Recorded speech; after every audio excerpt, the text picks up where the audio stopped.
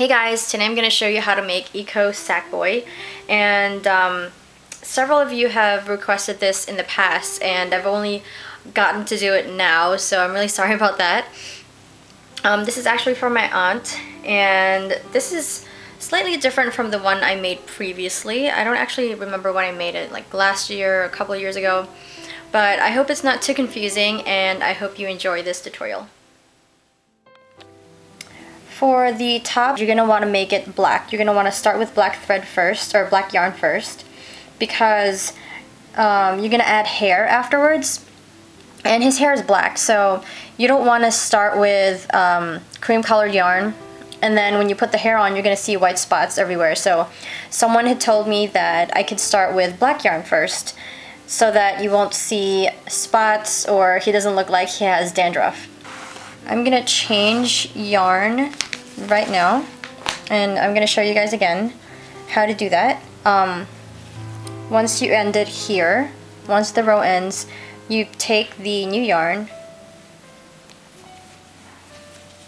and then you secure it sort of in the back, and you have to hold this yarn in the back too so that this one doesn't go loose when you try to create the new stitch with the new yarn.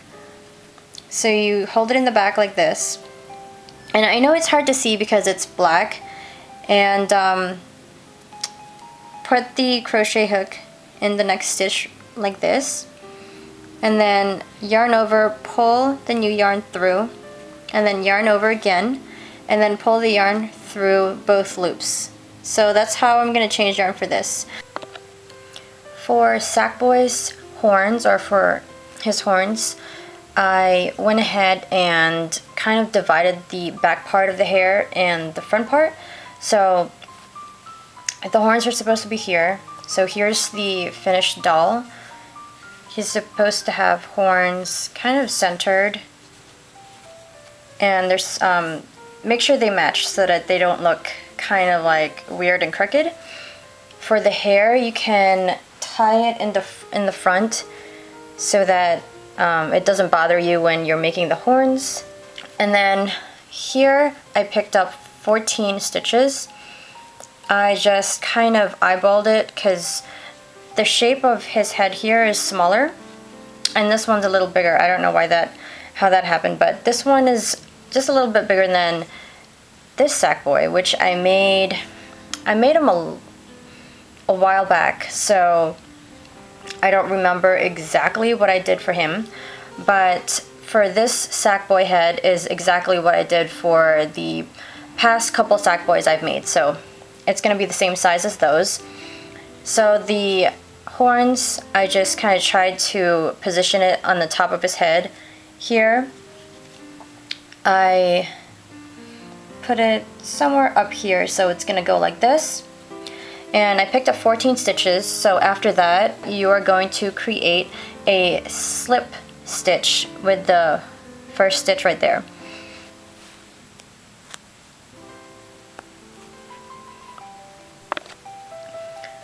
I've already finished the second horn, and this is what it's supposed to look like. So what you're going to do is you're going to bend it like this, and as you can see here, I bent it and then I sewed these two parts together. You're going to bend it like this, and then I don't know if you guys can see that, it's kind of hard to show it. You're going to take some part from here,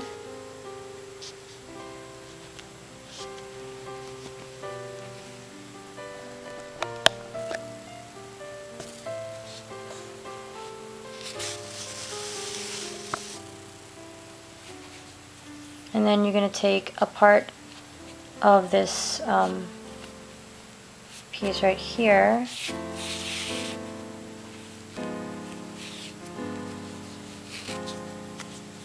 and then you're going to go back to where you went before. So it's going to bend like that. And then you're just going to go over it a couple more times so it's more secure. The one thing I did for the side is that when you arrange the hair underneath his horns, I threaded the black yarn through it, so it looks like there's some hair growing down here. So you're gonna want to do the same thing on the other side. So all I did was that I took one of these, like whatever was kind of directly on top of the horns, like these, for example, this, and I used the darning needle again for this part, and then you're gonna want to go through the horn and make sure you end up like right there, kind of like right where the horn meets his face, and then you're just gonna pull that through, and then you're gonna do that to a couple more strands, so it's gonna look like this one. I cut the bangs a little shorter this time, and I cut the back of his hair, but I'm gonna be tweaking it after I put the bandages on his head. So basically you want the bandages to kind of look like this, kind of messy. I don't know if you guys can see that, it's kind of bright. You want it to look kind of messy, layered. I only have what it looks like 2 layers, but this actually is not one whole continuous piece. I believe I did one separate piece for this, and then one long separate piece for this one strand right here, because when I tried to do one long strand all the way around, it looked too bulky, so I had to do it separately. So this front piece right here is separate, and I have one long piece going all the way around. So basically that's what you want to do here, and you don't have to do it exactly the way I do it. It's just that you want it to look like he wrapped it around his head. So I have this long strip right here, and I chained 5, and then I just crocheted this long bandage for his head. And what I'm gonna do is I'm just gonna first connect it here, and then wrap it around and go underneath his horns, and then go all the way around like that. So the back part is like that, and then the front looks like this, and then I'm gonna add like another piece here. So you can pretty much add as many pieces as you want, so just try to make it look somewhat like this, or look at pictures of ICO, and then you can see what his bandages actually look like, and then you can do it that way. You can do it thinner than I did, or thicker if you want. So you can pretty much do whatever you want for the bandage. And of course you're gonna sew it on his head, and make sure some of the hair is going through and not like in between the pieces here. So right now I'm working on the shirt, and at the point where you reach the end of the black section right here, you don't have to cut these pieces of yarn actually when you are done with them. Like after you change to pink yarn, after you change to black yarn, you don't have to cut them off. You can actually just carry them over whenever you're going to use them again, because this is going to be sort of like symmetrical, well, right from the beginning, but afterwards it's going to be a little different. So this part right here, once you reach the end of this black yarn, and we're gonna go back to pink, you're gonna take this right here, this pink yarn right here where you left off before, and you're just gonna carry it over to the other side like that, and you're gonna hold it as straight as you can. Don't hold it too tight, not too loose. And you are going to change to pink yarn, and as you can see, I'm holding it like this. Make sure it's not too tight though. Just tight enough so that it doesn't come off or it's not too loose. And then you're gonna yarn over and pull the yarn through both loops on the hook. So you're doing the same thing, except you don't have to cut off the yarn once you're done with that color yarn. And then you're just gonna go ahead and continue crocheting, and then you're gonna change to white, which you're gonna carry over like I did with the pink. So you are going to take the white yarn from all the way over here where you left off before, and then you're just going to do that. You're going to pull it over to the side, and then yarn over, pull the white yarn through both of the pink loops, and then continue and do one single crochet to finish this row.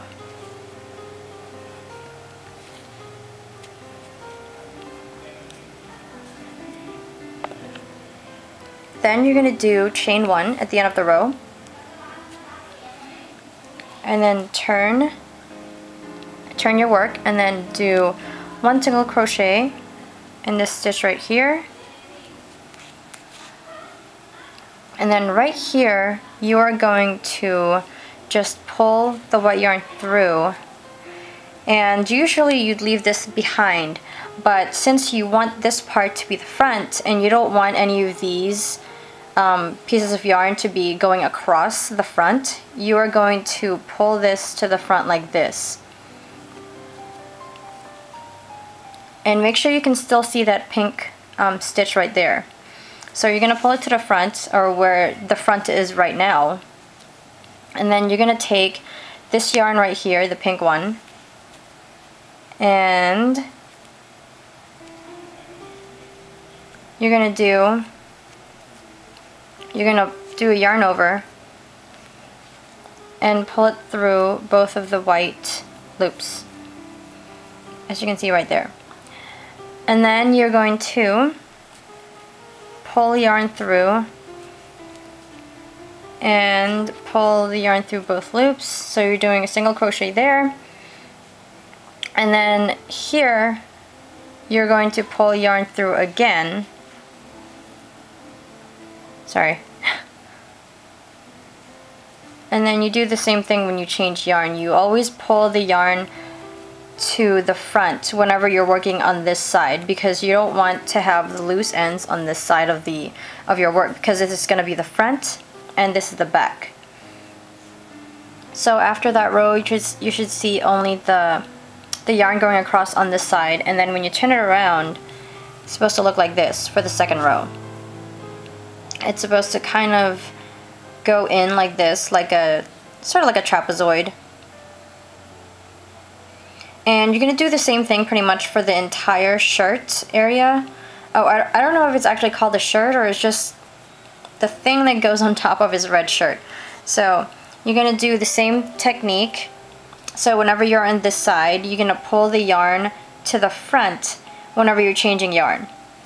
And you don't have to cut it when you're done that color. You can just continue on to the next part once you're using that color yarn again, or you can cut it if you want, and then you can tie it together so it doesn't look too bulky, because right now it's pretty thick. And some of the yarn, just like the black one or the darker colored yarns, they're a lot thicker than the rest. Like this white yarn, the pink one, they're a lot thinner, and when you can see right here it's thicker, and when you feel it, it's much softer actually and thicker. So this part of the shirt or of your work, it's going to be a lot thicker than the edges. And also in addition to that, you're going to have these pieces of yarn going across, so it's going to be a lot fatter on this area. The shirt looks like this so far, or the thing that goes on top of the shirt looks like this so far. And I haven't added the black things on this part yet, because those ones I will add later by just threading yarn through this area, and it'll be black. And so once you've gotten this, you want to create this side, gray yarn on this side. So insert the crochet hook into this stitch right here, and take your gray yarn and pull the yarn through this stitch. And then after that, you want to chain 2. So 1, 2.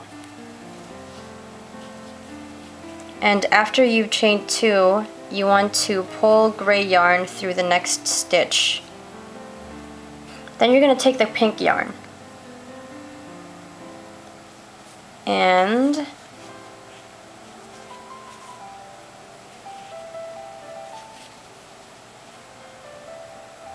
pull the pink yarn through both loops on the hook, and then create a stitch. Create 1 single crochet in the next stitch right here.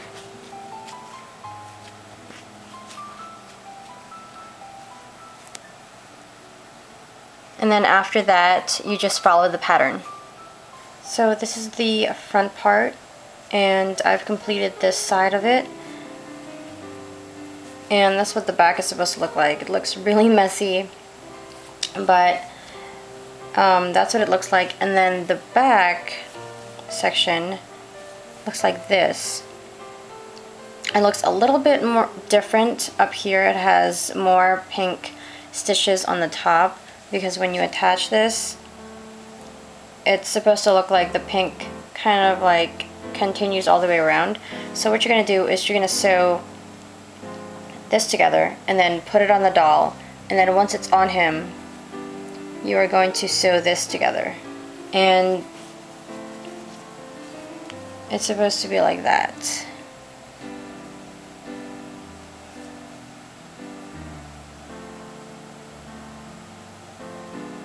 So as you can see, I attached the shirt already, and it looks like this.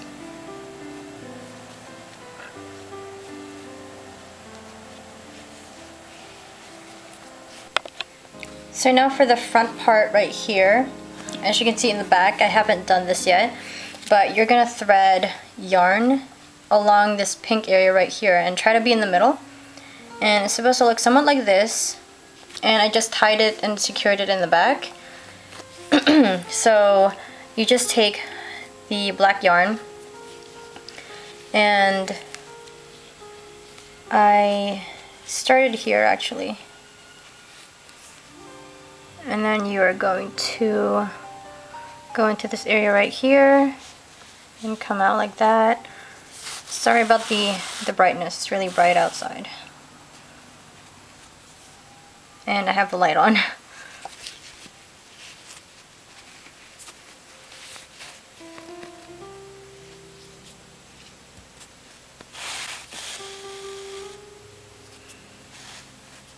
So it's going to look somewhat like that. And then you're going to go on this side. See? And now you're done the front part and the back part. You also want to make his belt, which you just chain 3, and then you crochet as many rows as you like, whichever fits his waist. So it's just going to go around like this, and you connect it at the back like that, and sew it. Well, you want to have this open actually, so that you can sew this belt directly to his body so it doesn't slip off. I've attached the belt and sewed it onto the body so it doesn't come off. And I've also done this part as I've shown you. So now he's pretty much finished. If you have any questions, please feel free to ask me in the comment section below. And yeah, I hope you enjoyed this tutorial. I will talk to you guys later. Bye.